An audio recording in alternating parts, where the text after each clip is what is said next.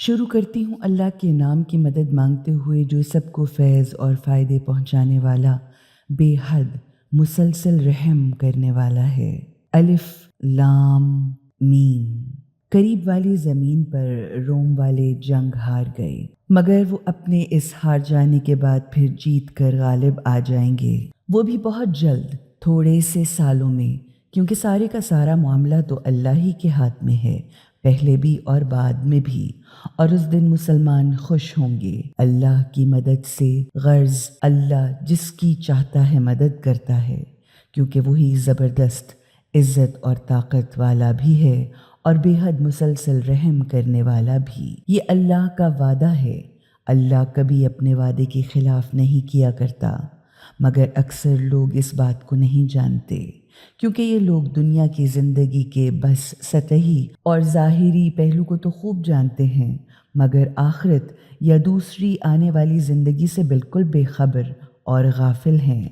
کیا انہوں نے کبھی اپنی ذات کے اندر یا اپنے دلوں کے اندر غور نہیں کیا؟ کیا اللہ نے آسمانوں اور زمین کو اور ان کے درمیان کی تمام چیزوں کو کسی حکمت کے تحت برحق یعنی بامقصد بالکل صحیح طور پر ٹھیک ٹھیک ایک مقررہ مدت کے لیے پیدا نہیں کیا؟ مگر حقیقت یہ ہے کہ زیادہ تر لوگ اپنے پالنے والے مالک کی بارگاہ میں حاضری یا اس سے ملاقات ہی کے منکر ہیں۔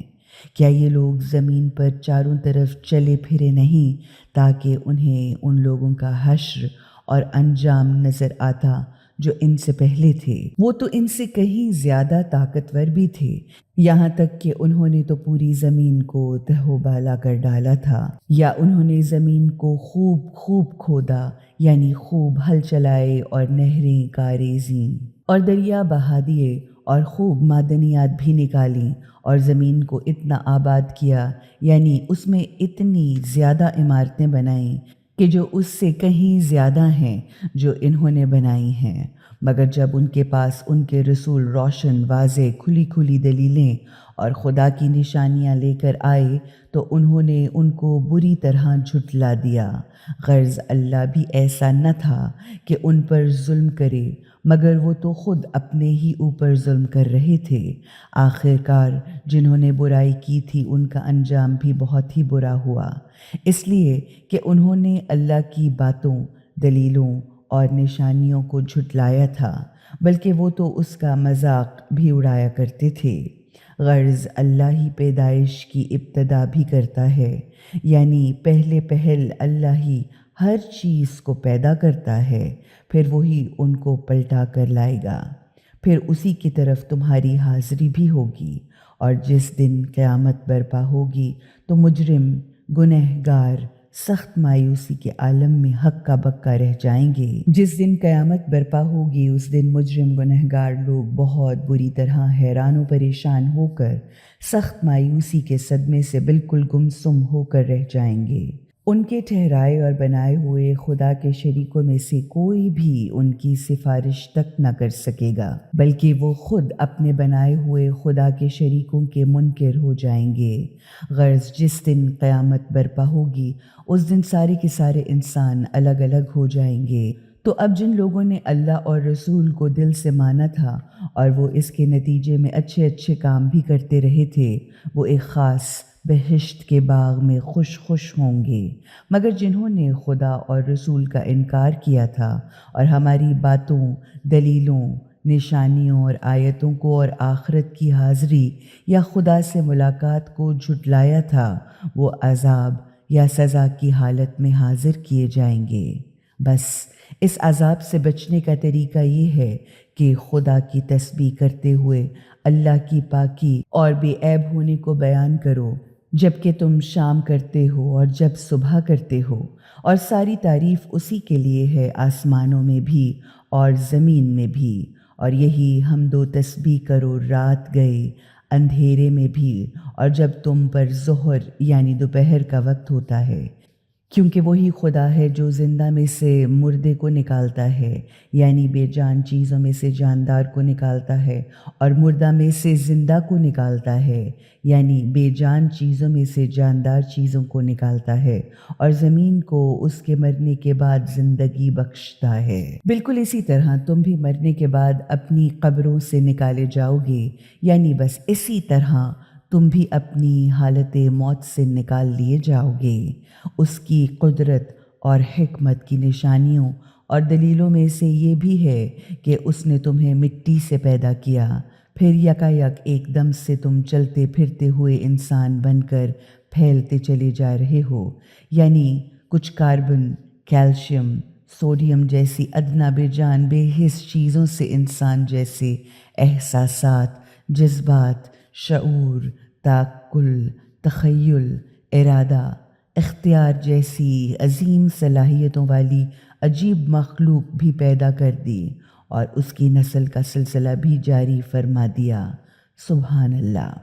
پھر اس کی حکمت و قدرت کی مزید نشانیوں میں سے یہ بھی ہے کہ اس نے تمہارے لیے تمہاری ہی جنس سے تمہاری بیویاں بنائیں تاکہ تم ان سے سکون اور اطمینان حاصل کرو۔ ذرا مرد اور عورتوں کے باہمی ربط اور جنسی مطابقت کی باریکی اور ہم آہنگی کا اندازہ تو لگائیں کہ اس میں خدا کی قدرت و حکمت کی کیسی عظیم اور عجیب نشانی ہے۔ اس میں بے انتہا لذت و سکون بھی ہے، نسل کی بقا بھی ہے، اور گھر اور خاندان کی بنیاد بھی۔ پھر اس نے تمہارے درمیان محبت اور رحمت بھی پیدا کر دی کہ جس سے عشق و عاشقی کی پوری کائنات وجود میں آ گئی اور اولاد کی پرورش کا سامان بھی ہو گیا۔ حقیقت یہ ہے کہ ان تمام باتوں میں خدا کی قدرت و حکمت کی دلیلیں اور نشانیاں ہیں ان لوگوں کے لیے جو غور و فکر کرتے ہیں، اور آسمانوں اور زمین کا پیدا کرنا بھی اس کی قدرت و حکمت کی دلیلوں اور نشانیوں میں سے ہے، اور تمہاری زبانوں اور تمہارے رنگوں کا ایک دوسرے سے مختلف ہونا بھی حقیقتاً اس میں بھی خدا کی قدرت و حکمت کی بہت سی دلیلیں اور نشانیاں ہیں ان کی حقیقت جاننے والوں کے لیے۔ اور اسی کی قدرت و حکمت کی دلیلوں اور نشانیوں میں سے تمہارا رات اور دن کا سونا جاگنا اور تمہارا خدا کے فضل و کرم یعنی روزی تلاش کرنا، یقیناً اس میں بھی بہت سی دلیلیں اور خدا کی عظمت، قدرت اور حکمت کی نشانیاں ہیں ان لوگوں کے لیے جو غور سے سنتے ہیں۔ اور اس کی قدرت، عظمت اور حکمت کی دلیلوں اور نشانیوں میں سے یہ بھی ہے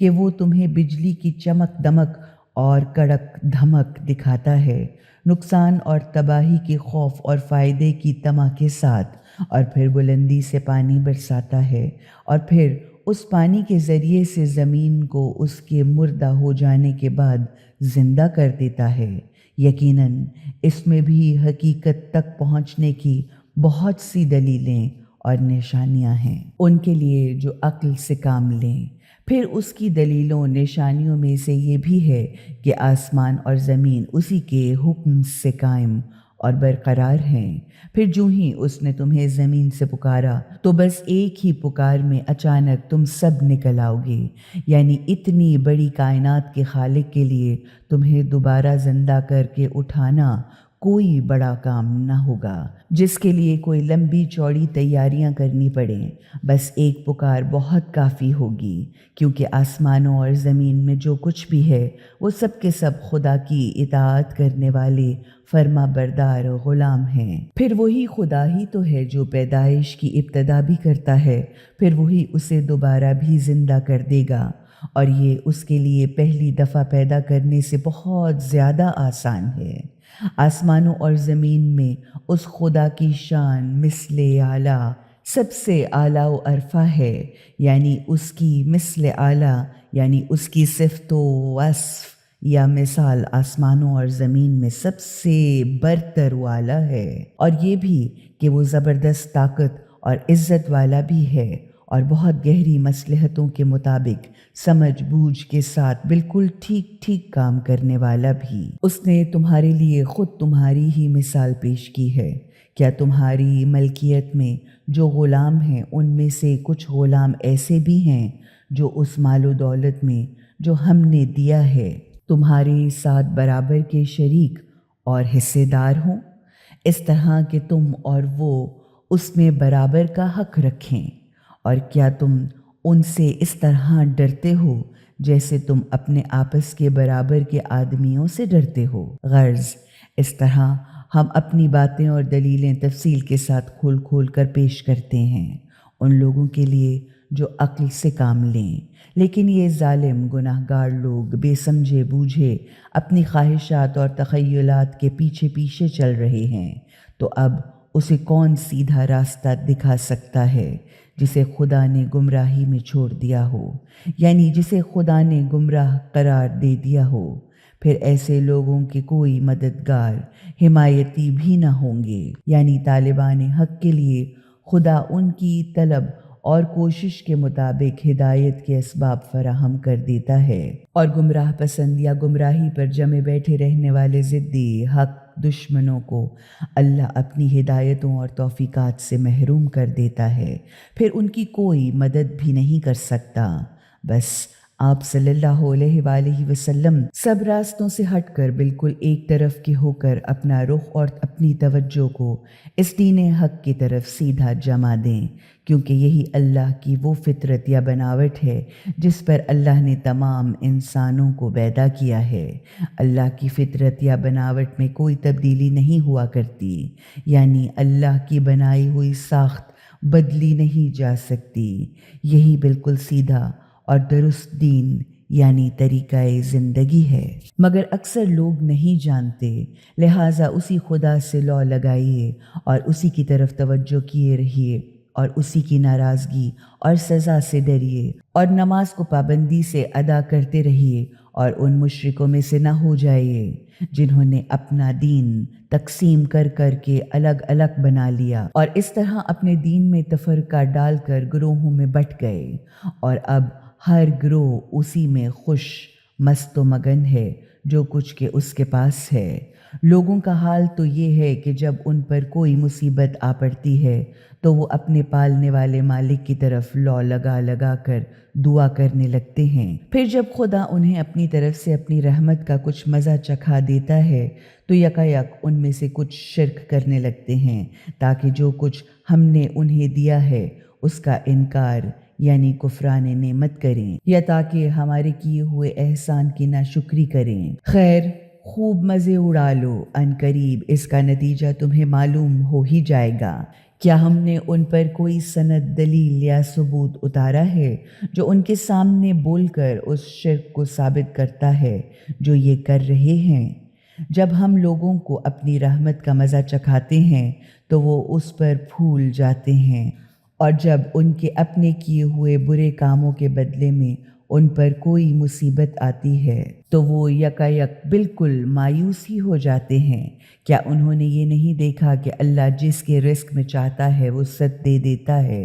اور جس کا رزق چاہتا ہے تنگ کر دیتا ہے؟ حقیقت یہ ہے کہ اس میں بہت سی دلیلیں اور نشانیاں ہیں ان کے لیے جو ابدی حقیقتوں کو دل سے ماننے یا ان پر ایمان لانے کے لیے تیار ہوں۔ بس آپ صلی اللہ علیہ وآلہ وسلم رشتہ دار کو اس کا حق دے دیجیے اور مسکین اور مسافر کو بھی۔ یہ بہتر ہے ان لوگوں کے لیے جو اللہ کی رضامندی اور خوشی کے طلبگار ہوں، اور یہی لوگ ہر طرح کی بہتری، مکمل، بھرپور، حقیقی ابدی کامیابی پانے والے بامراد ہیں۔ رہا وہ سودی مال جو تم قرض دیتے ہو تاکہ لوگوں کے اموال میں شامل ہو کر بڑھ جائے، تو وہ اللہ کے نزدیک بالکل نہیں بڑھتا،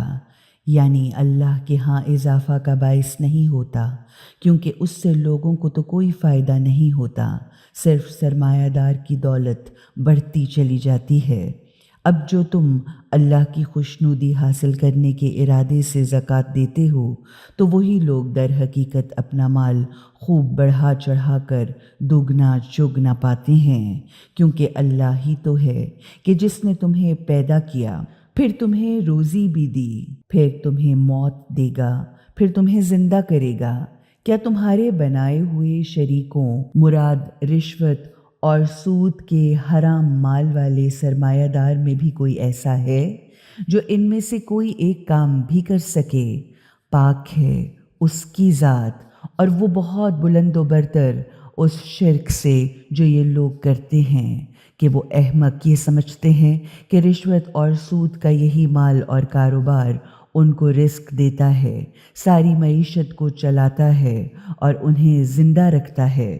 خشکی اور تری میں جو فساد بلائیں یا خرابی پیدا ہوتی ہے وہ لوگوں کی اپنی اسی کمائی اور برے کاموں سے ہوتی ہے جو ان کے اپنے ہاتھوں نے کیے ہیں، تاکہ خدا ان کے کیے ہوئے کچھ کاموں کا مزہ چکھا دے، تاکہ شاید وہ اس طرح اپنے برے کاموں سے پلٹیں یا توبہ کر کے باز آ جائیں۔ ان سے کہیے کہ زمین پر چل پھر کر دیکھ لو کہ ان لوگوں کا کیا حشر ہوگا جو پہلے گزر چکے ہیں۔ وہ لوگ زیادہ تر مشرک تھے، تو آپ صلی اللہ علیہ وآلہ وسلم اپنا رخ یعنی چہرہ اور توجہ اس سچے دین کی طرف مضبوطی کے ساتھ جما دیں، قبل اس کے کہ وہ دن آ جائے جس کے لیے اللہ کی طرف سے ٹل جانے کی کوئی صورت ہی نہیں، یا قبل اس کے کہ اللہ کی طرف سے وہ دن آ جائے جسے اللہ کی طرف سے کسی طرح سے ٹلنا ہی نہیں۔ اس دن وہ لوگ پھٹ کر الگ الگ ہو جائیں گے۔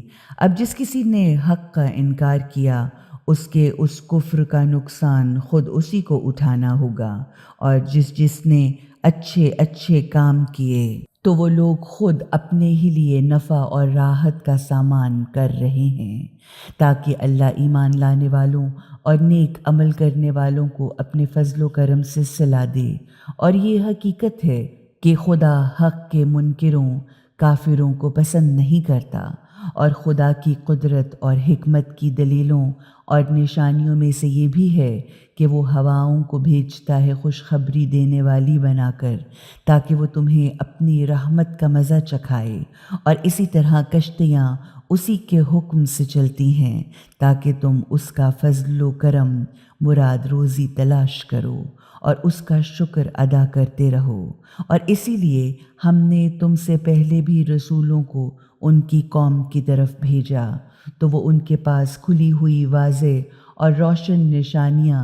دلیلیں اور معجزے لے کر آئے، پھر جنہوں نے جرم کیا یا جو مجرم ثابت ہوئے، یعنی جو لوگ خدا کی دلیلوں، معجزوں، باتوں اور نشانیوں سے اندھے بن کر انکار ہی پر جمے رہے،